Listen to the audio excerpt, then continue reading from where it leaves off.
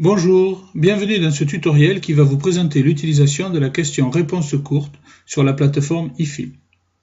Bien entendu, vous devez vous connecter sur votre compte avec vos identifiants et votre mot de passe personnel.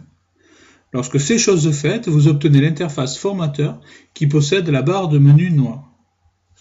Dans cette barre, vous allez cliquer sur la rubrique Contenu. Pour créer une nouvelle question, vous devez cliquer sur la rubrique Ajouter du contenu, puis choisir le type de contenu que vous souhaitez créer. Dans ce tutoriel, nous allons nous intéresser uniquement à la question réponse courte. Avant de commencer, votre question doit être prête.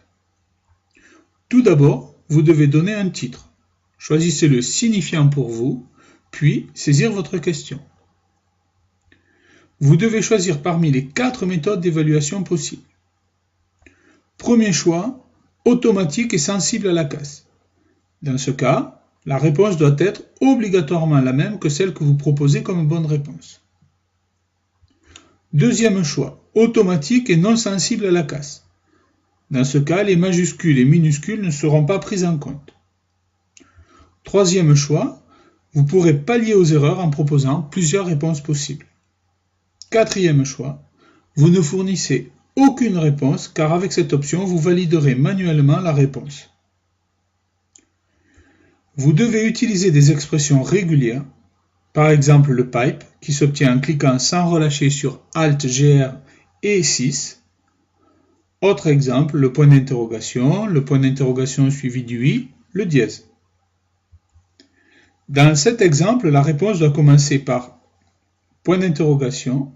Les réponses valables sont séparées par un pipe et vous devez terminer obligatoirement par point d'interrogation i.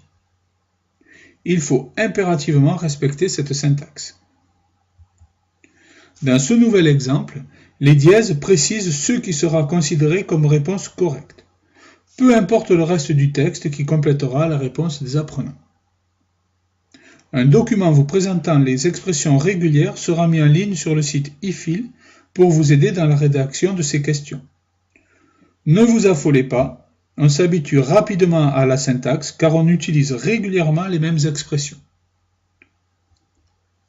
Vous pouvez modifier l'état de publication en fonction de l'avancée de votre travail. Pensez à enregistrer votre travail en cliquant sur le bouton Enregistrer qui est situé tout en bas de la page. Nous sommes arrivés à la fin de ce tutoriel qui, je l'espère, vous aura été utile.